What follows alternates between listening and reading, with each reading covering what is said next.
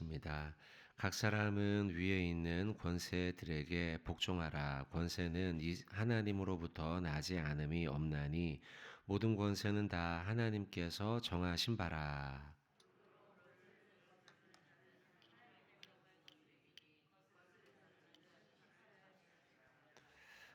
다스리는 자들은 선한 일에 대하여 두려움이 되지 않고 악한 일에 대하여 되나니 내가 권세를 두려워하지 아니하려느냐. 선을 행하라. 그리하면 그에게 칭찬을 받으리라.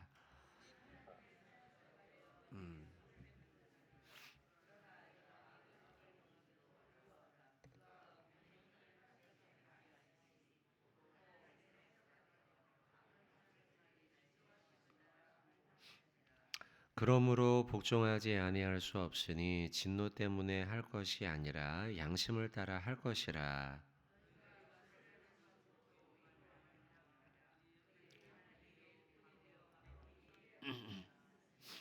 모든 자에게 줄 것을 주되 조세를 받을 자에게 조세를 바치고 관세를 받을 자에게 관세를 바치고 두려워할 것을 두려워하며 존경할 자를 존경하라.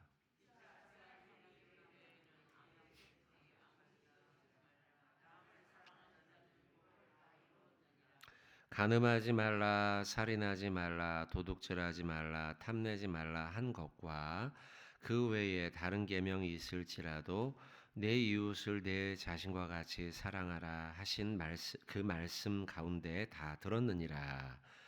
사랑은 이웃에게 악을 행하지 아니하나니 그러므로 사랑은 율법의 완성이니라. 아멘.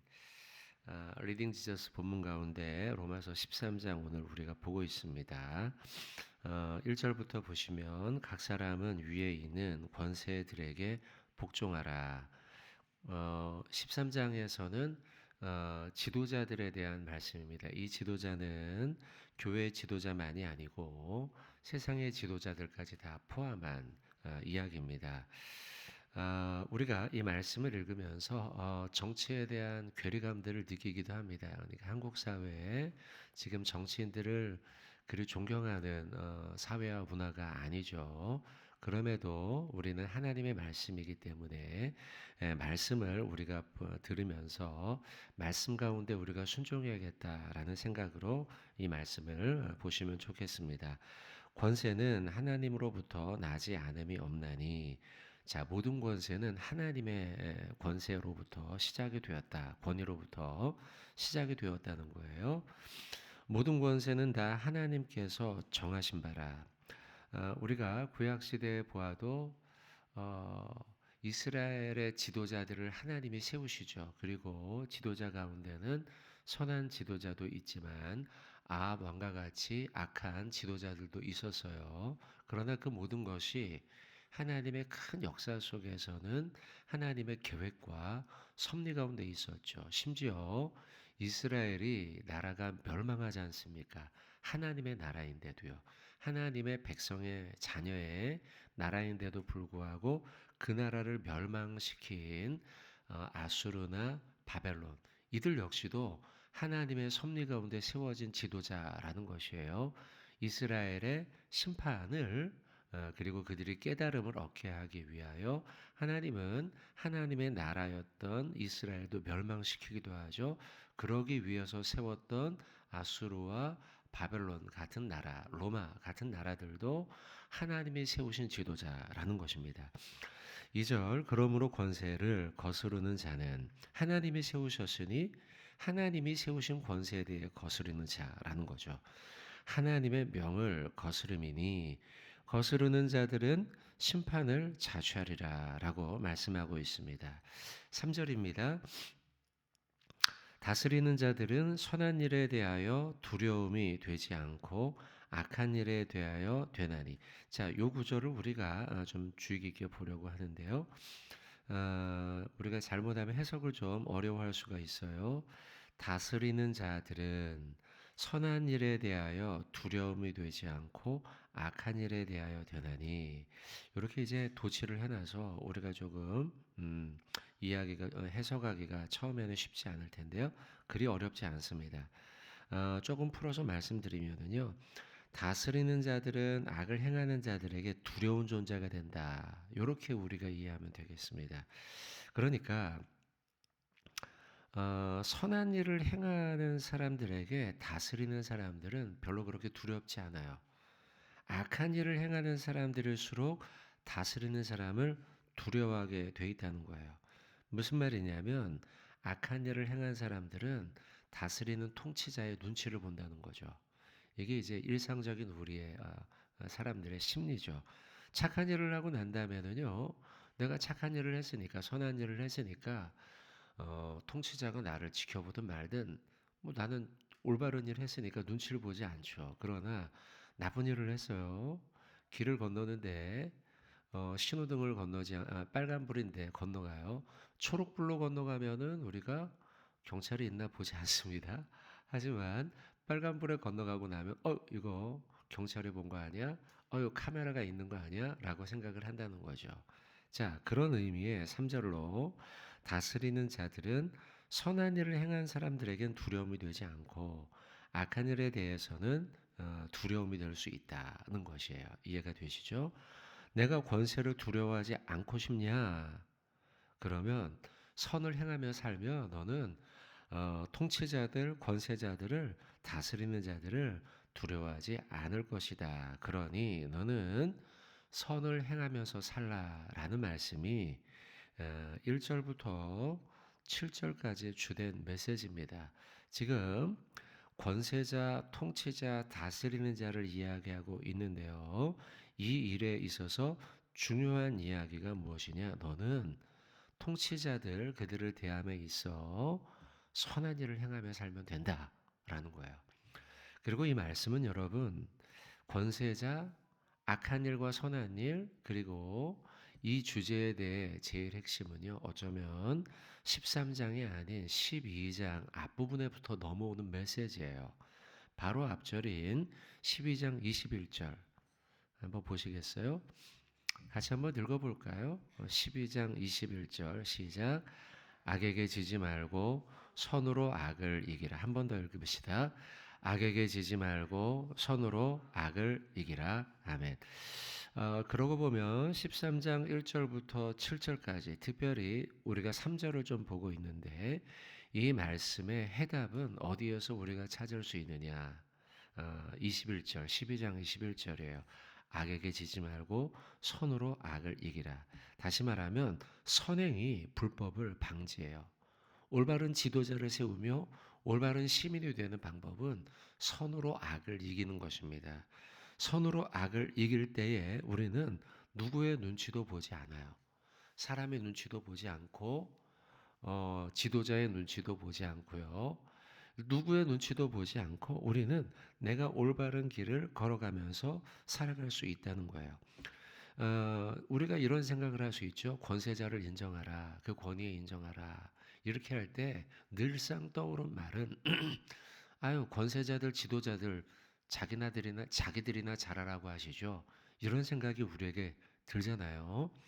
그런데 사도 바울은 지금 13장에서 권세자에 복종하십시오. 그리고 여러분 권세자를 떠나서 선한 일을 당신이 하십시오. 이렇게 말하는 거예요. 권세자 보고 그 책임을 돌리지 말고 시민인 당신이 스스로 선하게 살면 권세자가 어떤 사람이든 상관없습니다.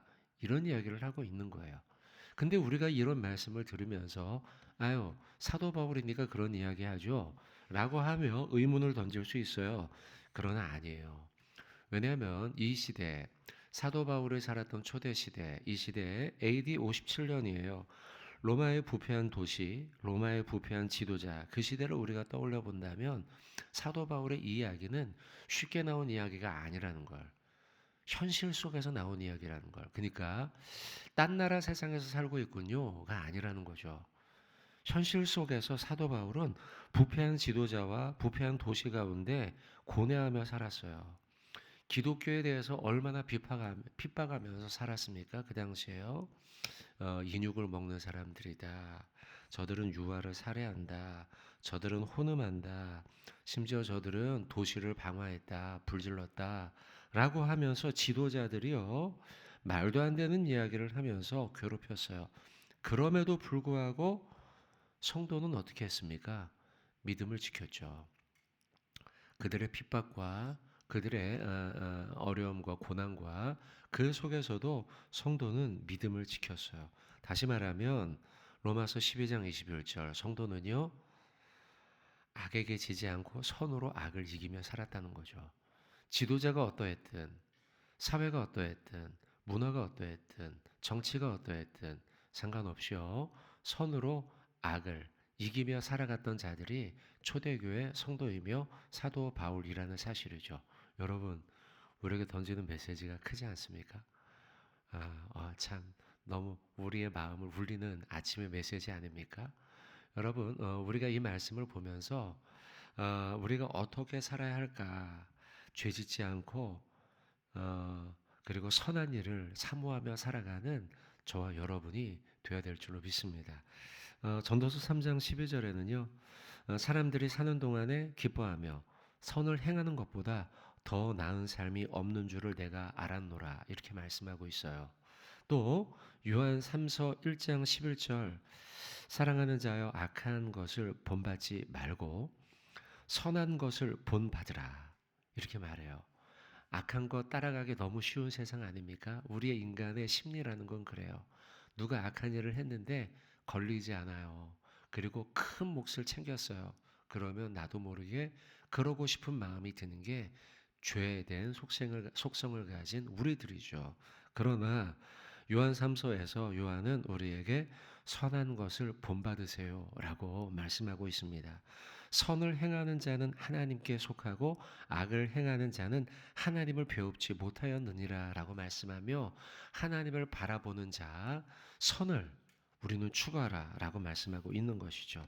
바라기는 오늘 하루 여러분들 선을 추구하며 악을 따르지 않고 선으로 악을 이겨내는 복된 삶 살아가는 하루 되시길 주님의 이름으로 축원드립니다. 자, 한 가지 말씀 더 봅니다. 8절 말씀인데요. 8절, 9절, 10절은 사랑에 대한 말씀입니다. 유명한 말씀이 나오죠. 8절인데요. 피차 사랑의 빚 외에는 아무에게든지 아무 빚도 지지 말라. 빚에 대한 이야기인데요. 이런 이야기하면 젊은 집사님들, 목사님 저 빚이 참 많습니다. 이런 얘기합니다. 그러면서 신방을 가면은 저희 뭐 예를 들어 이사 신방 같은 거 있잖아요, 여러분. 그러면 목사님 자 하나님 은혜로 집 샀습니다. 축하드립니다. 그러면은 그래 사실 제 집이 아니고 3분의 2는 은행 겁니다. 뭐 이렇게 얘기를 하셔요. 빚 얘기하는데 빚 얘기하면서 사도 바울은 돈에 대한 빚을 얘기하는 게 아니고 사랑의 빚을 얘기하고 있거든요. 나는 참 하나님의 사랑의 빚을 졌고 사람들의 빚을 많이 졌습니다. 이런 얘기를 하는데 근데 교회가 이런 곳이 되어야겠다. 은행 빚을 얘기하는 곳이 아니라 하나님의 사랑의 빚을 얘기하고 성도의 사랑의 빚을 이야기하고 우리가 교회에서 신앙생활하면서 성도를 사랑해주고 성도의 사랑을 받고 이러면서 살아가야 되겠다는 거죠. 저도요 어린 시절에요 교회에서 쭉 자라나는데 참 성도들이 저를 참 많이 사랑해 줬어요. 왜냐면 저희 집 누나들 딸만 여섯인데 아들 하나 낳았으니 아들을 교회 데리고 가면 성도님들이 저를 그렇게 많이 이뻐해 줬습니다. 지금도 우리 교회에 어린아이들이 이렇게 많잖아요. 그죠? 보면서 성도님들이 아이들 아유 이쁘다 이렇게 막 볼도 만져주고 안아주기도 하고 저도 뭐 그러긴 하지만 제가 이렇게 애들한테 인기가 그렇게 없어요. 애들이 그렇게 근데 어쨌든 여러분들 성도님들 보면은 성도님들이 애기들을 막 안아주고 이런 걸 보면은 참 너무 좋다 이런 생각이 드는데 아이들이 어릴 때부터 성도의 사랑을 받으면서 쭉 자라나는 거죠. 그러면 저도 그랬듯이 아이들이 내가 교회에서 참 사랑을 많이 받고 자라는구나. 이런 생각으로 교회에 오지 않겠어요? 자, 사도 바울도 그래요. 사도 바울은 어린 나이가 아니지만 느끼는 거죠. 성도들이 나를 참 많이 사랑해 주는구나. 하나님이 나를 참 많이 사랑하시는구나. 그래서 한 표현이 이 표현인 거예요. 사랑의 빚을 졌다는 것이죠. 내가 사랑의 빚을 졌다. 이와 같이 나도 사랑의 빚을 또 누군가에게 이렇게 느낄 수 있도록 해야겠다라는 거죠. 8절의 말씀을 공동 번역은 이렇게 말씀하고 있어요. 자, 사랑에 대한 의무를 얘기하는데요. 남에게 해야 할 의무를 다 하십시오. 그러나 아무리 해도 다 할 수 없는 의무가 한 가지 있습니다. 그것은 사랑의 의무입니다. 남을 사랑하는 사람은 이미 율법을 완성했습니다. 공동 번역은 우리가 참 이해하기 쉽도록 이렇게 번역을 해 놨는데요. 특별히 이렇게 딱 남게 되는 구절은 아무리 해도 다할 수 없는 의무가 한 가지 있습니다. 그것은 사랑의 의무입니다. 아무리 반복해서 다 한다 하더라도 그 의무가 끝나지 않는다는 거예요. 나 오늘 이거 했으니까 내가 할 의무 다 했어. 안 된다는 거죠. 사랑만큼은요. 사랑은 끝도 없다라는 것이죠. 진심으로 사랑을 할 때요. 누군가를 사랑을 해요. 내가요. 진짜 사랑해요. 진짜. 진심으로. 그럴 때 느끼는 한계가 뭐냐면 아, 더 사랑해주고 싶은데 다 해도 끝이 없구나. 이런 한계를 느낀다는 거죠. 진짜 사랑하면요. 어, 그 진짜 사랑하지 않고 내가 의무적으로 뭔가 그 사람을 사랑해요. 그럴 때 내가 한번 따가고 나면 나 할 거 다 했어. 이런 생각이 드는데 진짜 사랑할 때에는 그런 느낌이 아니라 내가 더 해주고 싶은데 이런 어떤 한계에 부딪히게 된다는 거죠. 한계라는 표현이 그런데요. 그런 딱 마음에 그게 들지 않습니까? 아, 그래. 내가 다 해도 끝나지 않는구나. 이건 뭐 싫어서가 아니라 너무 좋아서, 너무 사랑해서 느끼는 한계인 것이죠. 주님은요, 요한복음 13장 34절 35절에 새 계명을 너희에게 주노니 서로 사랑하라. 내가 너희를 사랑한 것 같이 너희도 서로 사랑하라. 너희가 서로 사랑하면 이로써 모든 사람이 너희가 내 제자인 줄 알리라. 제자의 정체성을 드러내는 너희가 내 제자인 줄 알리라. 정체성이 드러나죠. 근데 그 비결이 뭐라고요? 너희가 서로 사랑하라. 이로써 그렇게 사랑함으로써 너희가 내 제자인 걸 사람들이 하나님이 사회가 세상이 알게 될 거야. 정체를 드러낼 거야라고 말씀하는 거예요. 그러니 우리가 끝까지 사랑하는 일을 멈추지 말아야겠어요. 자, 여러분 갈라디아 5장 13절 한 절 우리 같이 찾아 읽고 말씀 오늘 맺겠습니다. 갈라디아 5장 13절입니다.